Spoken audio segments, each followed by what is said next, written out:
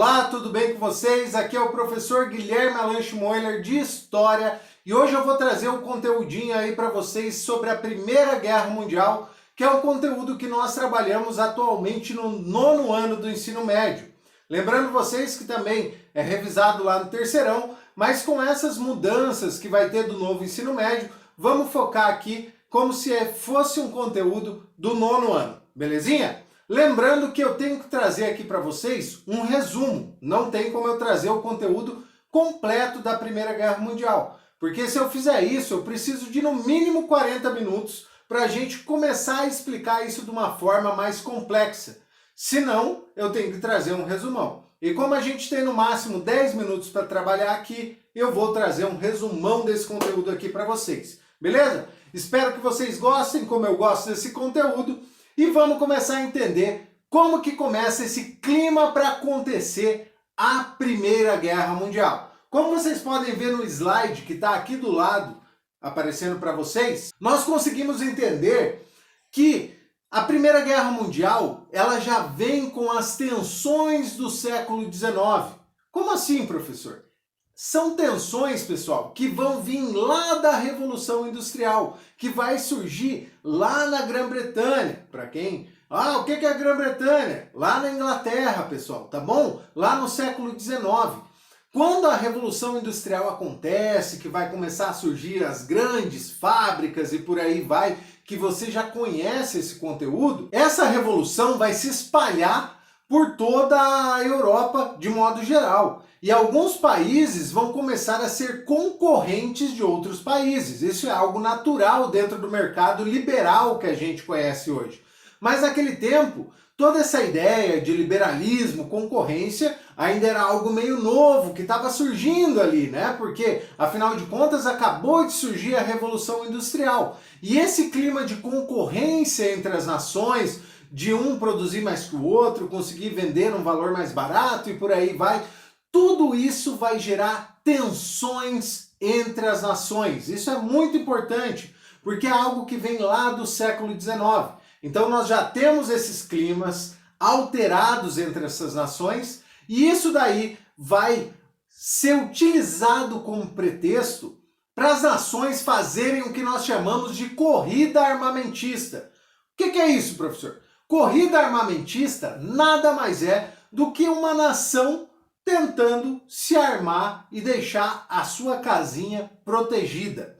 As nações vão começar a fazer isso. Alemanha, França, Reino Unido, Itália, Império Austro-Húngaro, todo mundo vai começar a participar dessa corrida armamentista. E no momento em que todas as nações estão vendo, opa, essa está se armando, aquela está se armando, aquela está se armando, eles fazem um acordo, entre aspas, que não é nada formal mesmo assim, mas é um acordo que fica conhecido como paz armada, onde as nações respectivas poderiam se armar nessa corrida armamentista, porém nenhuma deveria entrar em guerra com a outra. Minha nação está forte, está preparada para uma defesa ou uma investida, mas não poderei me investir contra outra, porque nós temos esse acordo de paz, o que deixa uma paz momentânea nesse local aí. Outra coisa bastante importante para a gente entender toda essa tensão que está rolando é o que a gente chama de Belle Époque.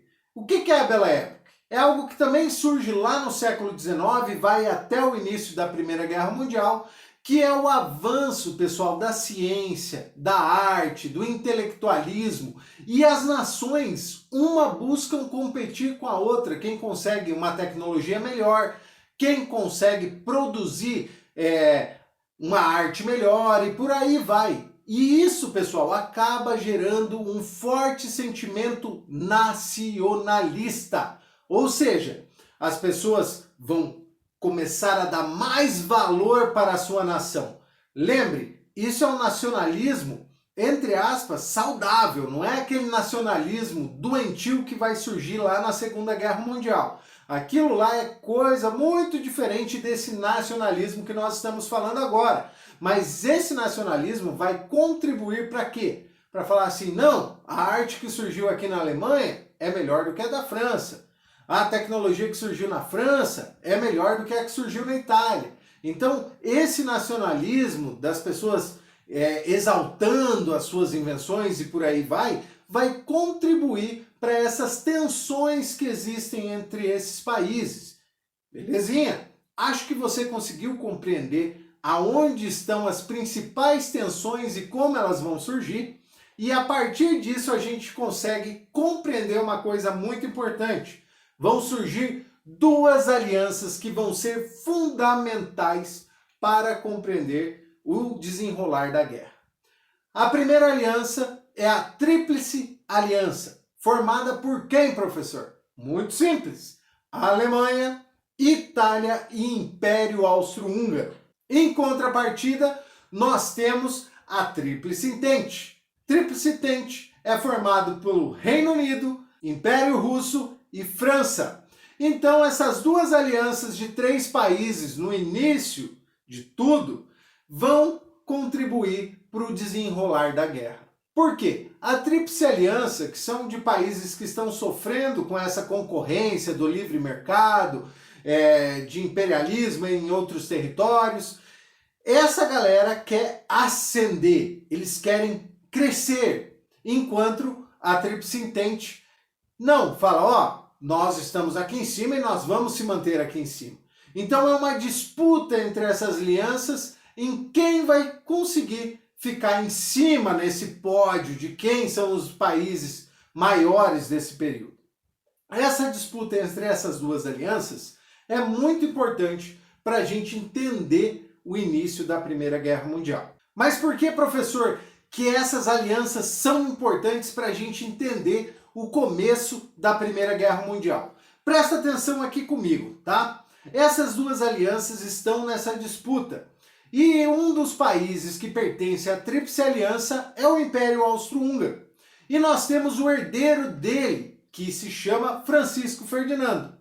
O que vai acontecer? Como nós estamos falando de um resumão aqui, eu não posso entrar em detalhes sobre como ele vai ser assassinado, mas esse senhor vai acabar sendo assassinado por um nacionalista sérvio. Pessoal, esse carinha vai assassinar o herdeiro do Império Austro-Húngaro e o Império Austro-Húngaro vai falar para a Sérvia: Sérvia, me ajuda a entender o que está acontecendo. Eu preciso que vocês participem dessas investigações, me deem todo o suporte necessário para a gente entender por que está acontecendo isso, o que aconteceu que esse cara veio e assassinou o herdeiro do Império Austro-Húngaro. E daí os caras vão falar: não, vocês se viram aí, eu não vou fazer nada, esse cara que era maluco, eu não vou me envolver. Nesse clima de tensão, o Império Austro-Húngaro vai fazer o quê? Vai pegar e vai declarar guerra contra a Sérvia, pessoal. E aí começa o furdunço. Por quê? O Império Austro-Húngaro está numa aliança com a Alemanha e com quem mais? A Itália. Então essa aliança basicamente está entrando em guerra contra a Sérvia. E em contrapartida, vai entrar aí a Tríplice Entente falando: negativo, meus amigos. Vocês não podem invadir a Sérvia assim. Não existe um real motivo.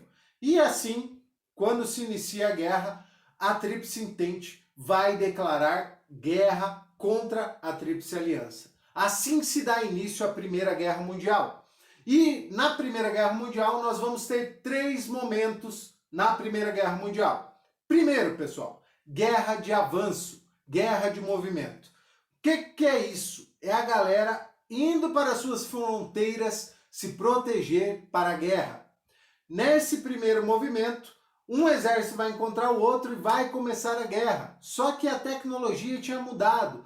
As estratégias de guerra eram todas diferentes. E todo mundo ficou muito perdido. E aí teve que surgir as trincheiras, as famosas trincheiras, que é o segundo momento da Primeira Guerra Mundial. Guerra de trincheiras, beleza?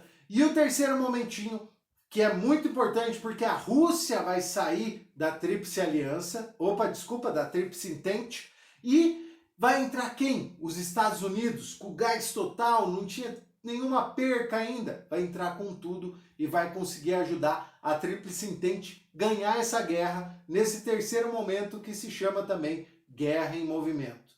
Então a Tríplice Entente vai sair vitoriosa na Primeira Guerra Mundial e a Tríplice Aliança vai sair derrotada na Primeira Guerra Mundial. Como resultado do fim da Primeira Guerra Mundial, nós temos um acordo muito importante que é parte fundamental ali do início, tá, da história do início da Segunda Guerra Mundial, que é o Tratado de Versalhes. O que é o Tratado de Versalhes, pessoal? Nada mais é do que um documento que culpava a Tríplice Aliança da Primeira Guerra Mundial, principalmente a Alemanha, que sofreu muitas baixas em questão de território, em questão de dívidas para pagar, reformar um monte de coisa, quebrou a Alemanha no meio, virou do avesso, fez tudo que não devia ser feito com a Alemanha, deixou a Alemanha numa miséria impossível de explicar aqui para vocês nesse momento, tá bom? Pessoal, não posso me prolongar nisso porque o nosso vídeo, infelizmente, tem um tempo muito curtinho, mas espero que vocês tenham gostado do vídeo e é isso aí, beleza? Até a próxima, um grande abraço, falou e tchau!